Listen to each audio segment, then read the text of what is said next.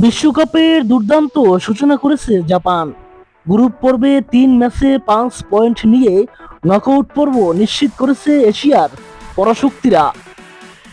এবার তাদের সামনে সবচেয়ে কঠিন পরীক্ষা 5বারের বিশ্ব চ্যাম্পিয়ন ব্রাজিল। প্রতিপক্ষকে যথেষ্ট সম্মান জানালেও জয় ছিনিয়ে নেওয়ার ব্যাপারে আত্মবিশ্বাসী সামুরাই ব্লুরা। আগামী 29 জুন হিউস্টনের এনআরজি স্টেডিয়ামে বিশ্বকাপের নকআউট পর্বের ম্যাচে মুখোমুখি হবে জাপান ও ব্রাজিল। কাগজে কলমে ব্রাজিল এগিয়ে থাকলেও শেষ 16তে জায়গা করে নেওয়ার স্বপ্নকে অসম্ভব মনে করছেন না জাপানের কোচ হাজিমে মোরিয়াসু এবং তার শিষ্যরা। এই আত্মবিশ্বাসের পিছনে রয়েছে সাম্প্রতিক পারফরম্যান্স।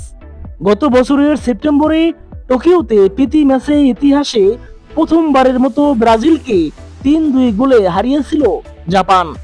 সেই জয় যেন বদলে দিয়েছে দলের মানসিকতা। এরপর টানা 10 ম্যাচ অপরাজিত তারা।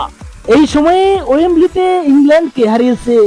বিশ্বকাপের উদ্বোধনী ম্যাচে নেদারল্যান্ডসের সঙ্গে ড্র করেছে এবং তিউনিসিয়াকে 4-0 গোলে উড়িয়ে দিয়েছে।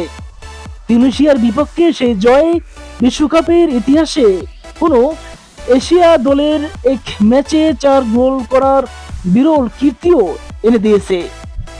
দারুণ ছন্দে থাকা জাপানের গোলরক্ষক জিওন সুজুকির মতে অপরাজিত থাকার আত্মবিশ্বাস ব্রাজিলের বিপক্ষে বড় শক্তি হয়ে উঠতে পারে। তবে প্রতিপক্ষকে মোটেও হালকাভাবে নিচ্ছেন না দলটি। কোচ হেমিজে মোরিয়াসু মনে করেন, গত সেপ্টেম্বরে জাপানের কাছে হারার স্মৃতি ব্রাজিলকে আরো সতর্ক ও অনুপ্রাণিত করবে। তবে সেই ম্যাচই প্রমাণ করেছে জাপান এখন আর সহজ প্রতিপক্ষ নয়। ব্রাজিলের কোচ কার্লো আনচেলত্তির প্রতি সম্মান জানিয়ে মোরিয়াসু বলেন, বিশ্বের অন্যতম সেরা ফুটবল খেলে ব্রাজিল। তবে একই সঙ্গে তিনি বিশ্বাস করেন, সঠিক পরিকল্পনা বাস্তবায়ন করতে পারলে জয়ের সুযোগ জাপানেরও রয়েছে। জাপানের কোচের এই বিশ্বাসের সঙ্গে একমত ব্রাজিল কিংবদন্তি জিকো।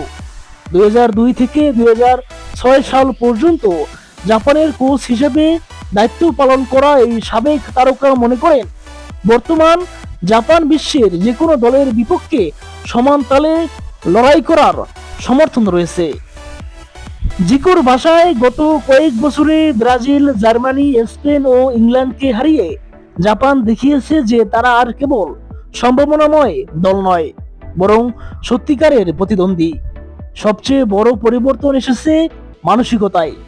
এক সময় চাপের মুহূর্ত ভেঙে পড়া দলটি এখন প্রতিকূল পরিস্থিতি সামলাতে জানে এবং পিছিয়ে পড়েও ম্যাচে ফিরতে পারে।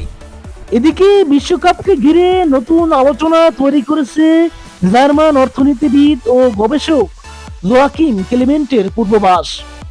2014 সাল থেকে বিশ্বকাপের চ্যাম্পিয়ন সঠিকভাবে অনুমান করার দাবি করা এই গবেষক তার গাণিতিক মডেলে এবার ব্রাজিলের বিপক্ষে জাপানের জয় দেখিয়েছেন।